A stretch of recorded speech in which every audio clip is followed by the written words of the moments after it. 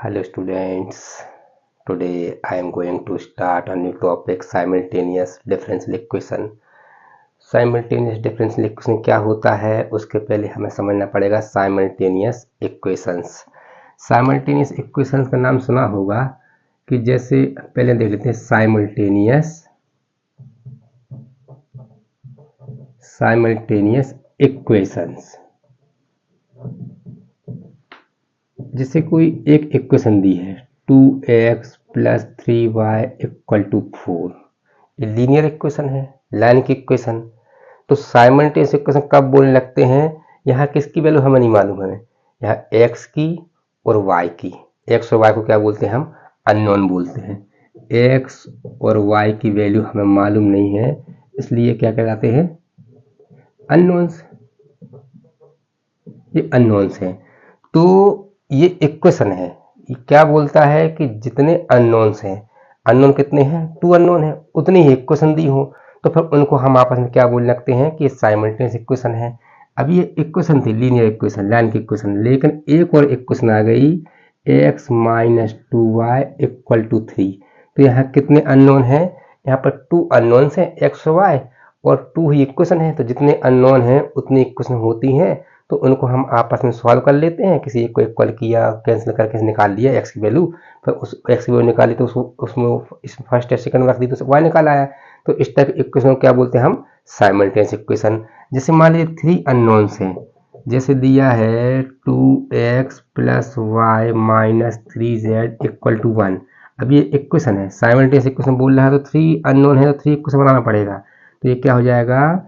4x - y + 6z = 2 और x - 2y + 3z = 4। तो ये कौन सी इक्वेशन है?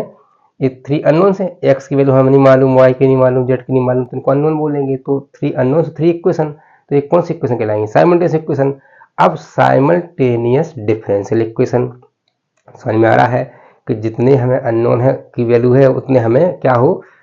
इक्वेशन हो। Simultaneous differential equation. अगर किसी साइमल्टेनियस इक्वेशन में डेरिवेटिव आ गए, जैसे कि dx/dt + 2y = cos t और dy/dt - 3x = e -3t। अब एक बात हमें मालूम है कि यह अननोन क्या कहलाएगा, जिसकी वैल्यू हमें नहीं मालूम है। हमें मालूम है कि जब dy/dx होता था तो y का आंसर किसके फॉर्म में निकलता था? s के फॉर्म में। यहाँ पर ये क्या है? डिपेंडेंट है ना, तो y का आंसर किसके फॉर्म में निकलता था? s निकलना, c1 e - 2x + c2 इस टाइप से निकालते थे हम। तो y का आंसर किसके फॉर्म में? x के फॉर्म में। तो यहाँ डिपेंडेंट दो है, यहाँ पर एक x है और एक y है। तो यहाँ x का आंसर आएगा और y का। तो दो डिपेंडेंट है और 2 इक्वेशन है, इसलिए साइमल्टेनियस डिफरेंशियल इक्वेशन कहलाने लगा। और क्या आ गया? डेरिवेटिव। डेरिवेटिव मतलब डिफरेंशिएशन आने लगे। ये पहली बात। तो हम किसकी वैल्यू निकालने जा रहे हैं? जो ऊपर है, ऊपर इस बार क्या है? x है और y है। अब किसके फॉर्म में? नीचे जो होता है तो इंडिपेंडेंट क्या है? t है। तो यहाँ पर इस टॉपिक में हमारा, इस टॉपिक में जो dy/dt है वो d बनेगा। मतलब अब हमारे दिमाग में है कि अब जो CF या जो भी आएगा राइट साइड ना, c1 e - 2t + c2 e - 3t इस फॉर्म में आएगा। क्यों? क्योंकि इसका इंडिपेंडेंट अब t है। ठीक है, तो दो एक्स और वाई के फॉर्म में आंसर आता है और डेरिवेटिव है, तो उस टाइप के इक्वेशन को क्या बोल लगते हैं? हम साइमल्टेनियस डिफरेंशियल इक्वेशन। एक क्वेश्चन देख लेते हैं, क्वेश्चन का पैटर्न। तो एक बात तो बताना चाहता हूँ, जैसे सॉल्व करने का तरीका क्या होता है। जैसे x + 2y = 1 है, 2x + y = 2 है, तो इस टाइप के इक्वेशनों को हम कैसे सॉल्व करते हैं? किसी एक को हमने इक्वल किया, जैसे इसको x वाले को इक्वल करना है, तो इसको फर्स्ट मान लिया और इसको क्या मान लिया? सेकंड। तो फर्स्ट में किसका इंटू किया? 2 का, और सेकंड में कोई इंटू नहीं करना, मतलब 1 का। तो यहाँ पर 2 का इंटू किया तो 2x + 4y = 2 हो गया, और ये हो गया 2x + y = 2। तो फिर ये माइनस माइनस माइनस ये कैंसिल हो गया, ये आ गया 3y = 0। तो इससे आ गया y = 0। अब इस y को या तो फर्स्ट में रख दो या सेकंड में रख दो, तो हमारा क्या निकल आएगा x। दो ऑप्शन होते हैं, इसको यहाँ पर रख सकते हैं यहाँ पर, तो ये कितना हो जाएगा x plus 2 into 0 equal to 1। तो x कितना आ गया 1 आ गया, मतलब x 1 आ गया और y क्या हो गया 0 आ गया, जो इसको सेटिस्फाई करेगा। ठीक है ना। अब इसमें यहाँ पर क्या होता है कि जो हमने ऐसा एग्जाम्पल दिया dx by D T plus 2y equal to A की पावर t और dy by D T minus x equal to cos T, ऐसा एग्जाम्पल दिया है। यहाँ पर हमें भी यहाँ भी कैंसिल करना पड़ेगा, लेकिन क्या है जैसे इसके पास दो ऑप्शन होते हैं, इसके पास दो ऑप्शन नहीं होते। दो ऑप्शन मतलब कैसे, जैसे y निकाल लिया तो y इसमें भी रख के निकाल सकते हैं, इस वाले में रख के निकाल सकते हैं, लेकिन यहाँ ऐसा नहीं होता। यहाँ किसी एक को हमने कैंसिल करके मान लो x की वैल्यू निकाल ली, x की।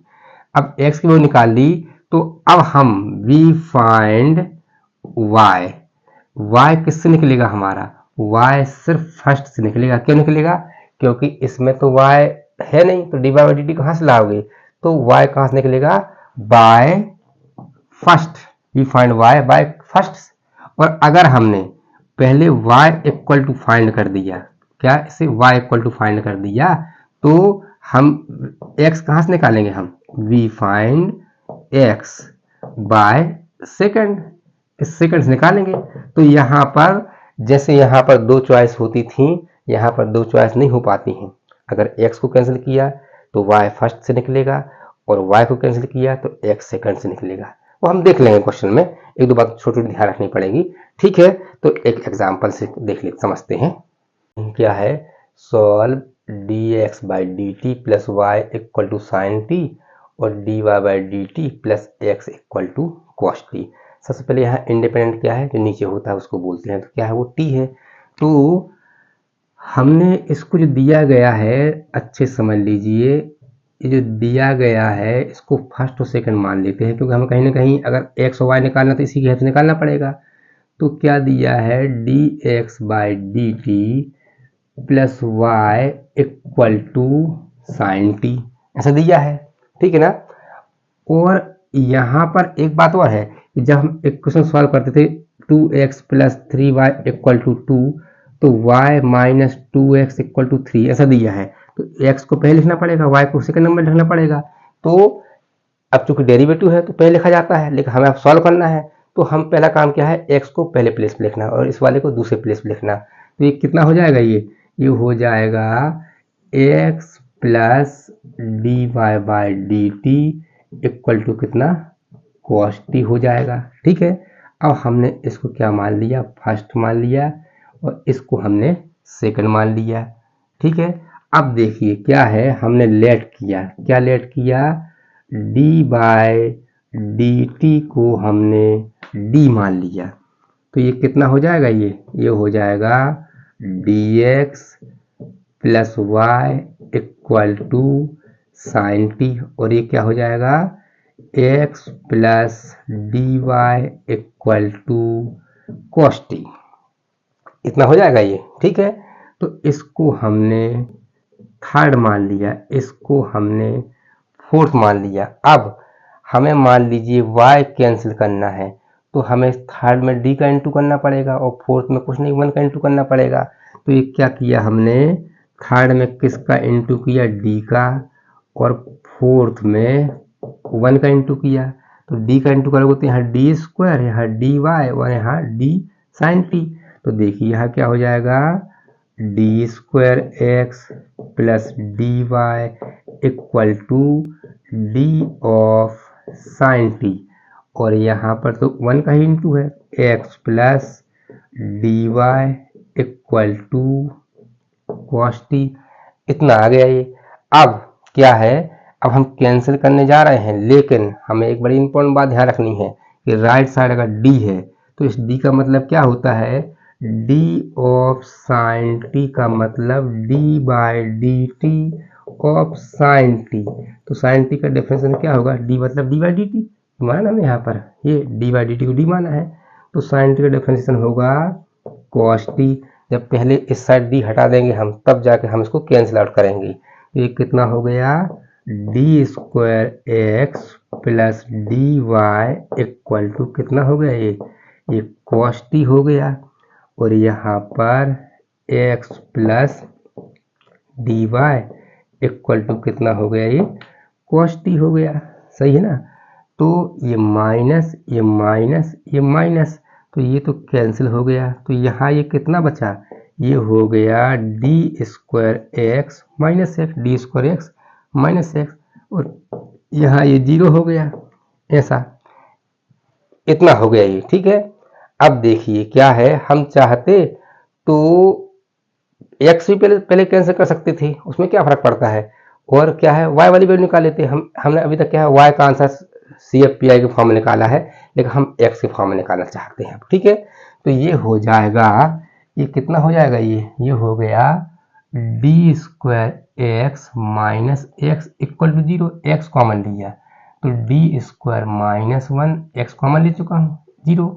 अब पुराना क्वेश्चन चालू हो गया, ये पुराना क्वेश्चन स्टार्ट हो गया। कहाँ से, कैसे, ये ऑक्सिलरी इक्वेशन आएगी। इट्स ऑक्सिलरी इक्वेशन इज क्या होगी, d square minus 1 equal to 0। अब हमने सपोर्ट किया डी इक्वल टू एम, तो m square minus 1 equal to 0 क्या आएंगे, रूट प्लस माइनस 1 आएगा। ठीक है ना, ऐसा कुछ किया होगा। एम स्क्वायर इक्वल टू 1, तो m equal to plus minus root 1, और रूट माइनस होता तो आ ही आता, तो 1 ही आएगा। मतलब अगर यहाँ माइनस होता तो रूट आ जाता, लेकिन क्या है, यहाँ तो प्लस 1 है, तो एक प्लस 1 एक माइनस 1 डिफरेंट रूट है। तो उसका CF क्या होगा, इसका CF जो है C1 e की पावर, अब x नहीं होगा, अब जो नीचे दिया है, क्या दिया है, t दिया है, तो कितना हो जाएगा, ये C1 e की power minus t plus C2 e की पावर t। ठीक है। अब इसका PI क्या होगा, PI राइट साइड को बोलते हैं हम 0। अभी इस क्वेश्चन का PI नहीं आ पाया, कोई बात नहीं, बहुत जल्दी आएगा। तो फिर इसका जो सॉल्यूशन है, इट्स सॉल्यूशन कंप्लीट नहीं बोल सकते अभी हम, its solution CF plus PI क्या equal to, CF plus PI क्या इक्वल टू होगा, जो ऊपर दिया है। यहाँ ऊपर y होता था पहले वाले क्वेश्चनों में, तो यहाँ y इक्वल टू करते थे, यहाँ x है इसलिए x इक्वल टू करेंगे हम। क्या equal to, x equal to, तो x इक्वल टू कितना हो गया, C1 e to the power minus t plus C2 e to the power t। एक आंसर हमारा निकल आया। ठीक है ना, क्योंकि यहाँ पर दो डिपेंडेंट है, एक x और एक y, तो एक आंसर निकाल लिया। अब दूसरी इंपॉर्टेंट बात, हमें दो इंपॉर्टेंट बात बताई थी शुरुआत में। पहले क्या है, x नीचे x सेट करते हैं, ये पहली इंपॉर्टेंट बात। अगली इंपॉर्टेंट बात कि कहीं ना कहीं d का इंटू करना पड़ता है। राइट साइड अगर d आ रहा है तो पहले उस d को हटाएंगे, फिर जाके कैंसिल करेंगे हम। अब तीसरी इंपॉर्टेंट बात कि एक कोई वैल्यू निकाल ली हमने x की, तो उसको डिफरेंशिएट जरूर करना पड़ेगा, क्योंकि उसकी जरूरत y निकालने में हमारे काम आएगी। तो डिफरेंशिएट किया इसको, डिफरेंशिएट तो किसके रिस्पेक्ट, t के रिस्पेक्ट में होगा, राइट साइड t है, तो कितना आएगा, ये इसका आ जाएगा C1 इसका e की पावर माइनस टी, और माइनस से जाएगा, ये माइनस 1 आ गया, और इसका कितना होगा डिफरेंशिएशन, C2 e की पावर t, तो पता है ना इसका differentiation, D by D T of e की पावर माइनस टी कितना होगा, माइनस e की पावर माइनस टी, तो माइनस आए कर दिया। अब देखिए क्या है, हमने बताया था x निकाल लिया। अब फर्स्ट या सेकंड में से हमें y किससे मिलेगा, सेकंड का तो यूज हम कर भी नहीं सकते, क्योंकि y ही नहीं है, तो d y by D t कहाँ से लाओगे, मतलब हमें फर्स्ट से ही निकालना पड़ेगा, फर्स्ट से। तो क्या हो जाएगा, ये जल्दी देखिए, ये जो है ये कितना हो गया, नाउ फ्रॉम फर्स्ट, क्या है first, d x by D T plus y equal to sine t, तो इससे y इक्वल टू कितना हो गया, sine t minus d x by d t. सही है कि नहीं है, तो साइन टी इसकी वैल्यू हम निकाल चुके पहले से, हम इसकी वैल्यू हमने पहले से निकाल चुका था, क्योंकि कोई भी वैल्यू निकली कुछ डेरिवेटिव जरूरत पड़ती है हमें। तो माइनस C1 e की power minus t minus C1 e की power minus t plus C2 e की पावर टी। तो और अच्छे से लिखा इसको हमने, तो ये आ गया y equal to sine t plus C1 e की power minus t minus C2 e की पावर टी, C2 e की पावर टी आ गया। ये क्या हो गया हमारा, ये आ गया हमारा y। तो ये आंसर हमारा हो गया है, ठीक है ना। अब मैं दो तीन बातें बताना चाहता हूं कि अगर पहले हम y को निकालते, जैसे कैंसिल करते वहां पर पहले हम y को निकालते हो फिर x को निकालते, तो क्या आंसर सेम आता? ऐसा लगता है कि सेम आता है, लेकिन यहाँ ऐसा नहीं है। यहाँ मैक्सिमम क्वेश्चनों में पहले अगर y निकालोगे तो हो सकता है अलग आए, बाद में x निकालो तो अलग आए, चेंजेस आ जाए इसमें। ऐसा क्यों होता है? क्योंकि जो कांस्टेंट की वैल्यू जब तक हमें नहीं मालूम है, अगर एक कांस्टेंट मालूम हो जाए C1 और C2, ये C1 और C2, तो फिर चाहे पहले हम y वाला निकालें और x वाला निकालें, आंसर बराबर हो जाता है। तो एक क्वेश्चन आया कहाँ से, निकलेगा कैसे? ये कंडीशन, ये इनिशियल कंडीशन कहलाती हैं। इनिशियल कंडीशन मतलब एट जीरो पर, इसका यूज करेंगे तो ये सब बराबर हो जाएगा। तो कहने का मतलब ये है कि कभी आप लोग सॉल्व करेंगे और कुछ क्वेश्चनों में मान लो आपने पहले y के फॉर्म में निकाल दिया तो आपका थोड़ा सा अलग हो गया, तो ये अलग हो गया, कांस्टेंट की वैल्यू बस अलग आएगी, मतलब यहाँ पर पता चला माइनस आ गया, ये आ गया, तो टेंशन मत लेना, ठीक है ना। लेकिन हम हमेशा कोशिश करेंगे कि हम x की वैल्यू पहले निकालें हैं। x की वैल्यू पहले निकालने से थोड़ा सा लेंदी कम होता है वो। अब भी हम y निकालें ना पहले तो पी इसका स्टार्ट हो जाता है। तो हमने क्या कोशिश करना है कि पहले x की वैल्यू निकालें फिर y की, तो इजी पड़ेगा। दूसरी बात थोड़ा बहुत डिफरेंट आएगा, कोई पूछेगा डिफरेंट आ रहा आंसर तो क्या करना है, तो बता दीजिएगा कि जब C1 C2 की वैल्यू जब मिल जाएगी तो दोनों सेम हो जाएंगे, ठीक है। अब ध्यान दीजिएगा, अब क्या है कि ये हमारा आंसर आ चुका है। ये आंसर आ चुका था, क्या आंसर आ चुका था?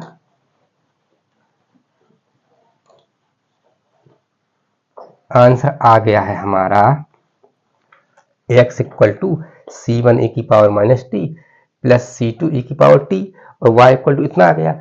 अब देखिए जो कंडीशन दी है, कंडीशन का मतलब ये हुआ कि ये जो है हम मालूम है x और y किस पे डिपेंडेंट है, t पे।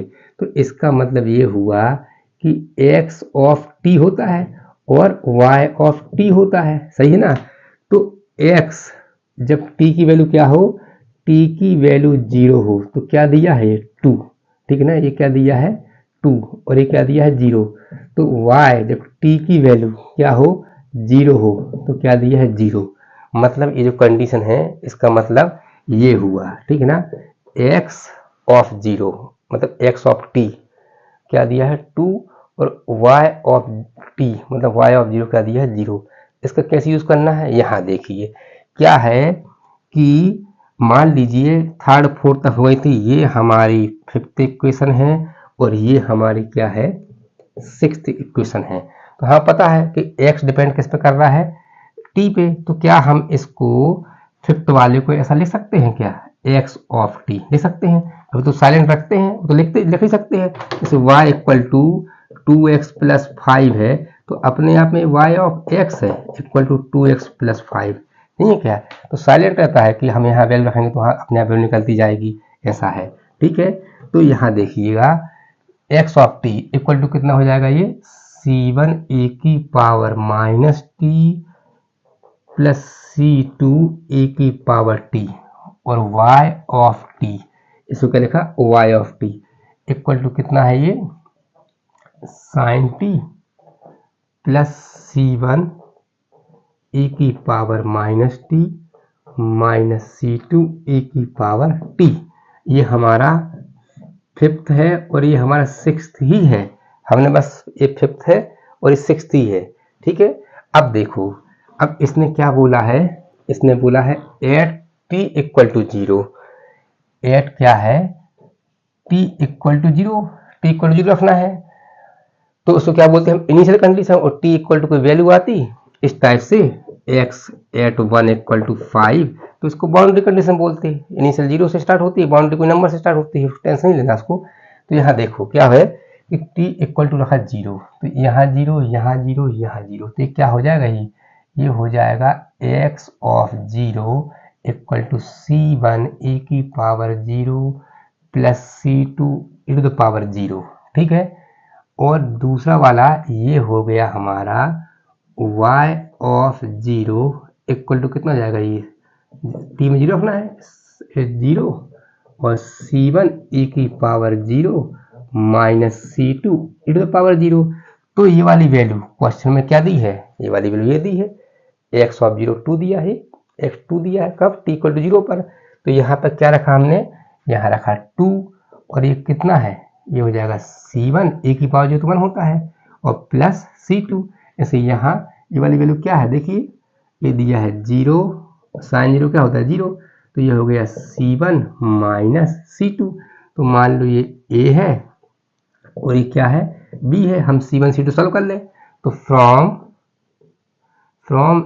A एंड B हमने अपने हिसाब से क्या लिखा, C1 plus C2 equal to 2 और वो C1 minus C2 equal to 0, ये है ना। तो इससे मान लो ये कैंसिल हो गया, तो ये कितना आ गया 2C1 इक्वल टू कितना आ गया 2। तो इससे C1 कितना आ गया 2/2 मतलब 1। तो C1 जब 1 आ गया तो किसी एक में इसको रख दिया, C1 को रख दिया यहाँ पर, तो क्या आ जाएगा ये, इसमें हमने पुट कर दिया, पुटिंग इन ए या बी सेम होता है। तो 2 इक्वल टू 1 प्लस C2, तो C2 इक्वल टू कितना आ गया 2 माइनस 1, तो C2 आ गया हमारा 1। अब ये C1 C2 निकाला क्यों हमने, C1 C2 से निकाला है ये फिफ्थ में रखने के लिए, फिफ्थ और सिक्स्थ में रखने के लिए।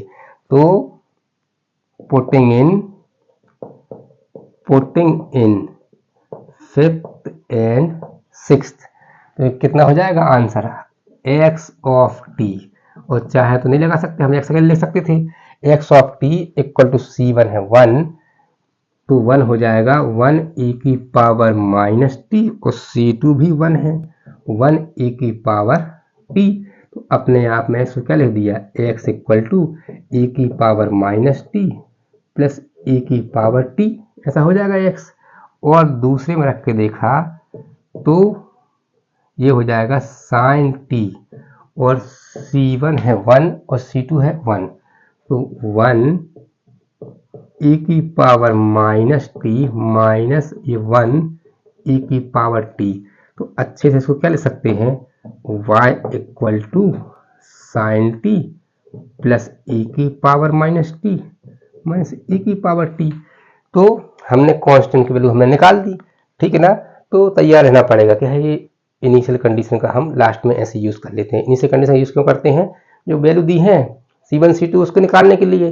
तो अभी तक हमने से क्वेश्चन किए नहीं है, लेकिन अभी कहीं भी आ सकता है। तो ये समझ आ जाइएगा कि अगर इनिशियल कंडीशन दी है इसका मतलब आंसर आने के बाद उसके कांस्टेंट की वैल्यू निकालनी है, ठीक है ना। तो ऐसा बन जाएगा, ठीक है। अब हम अगले उसमें कुछ और क्वेश्चन देखते हैं इसके अगली क्लास में, ठीक है। ओके।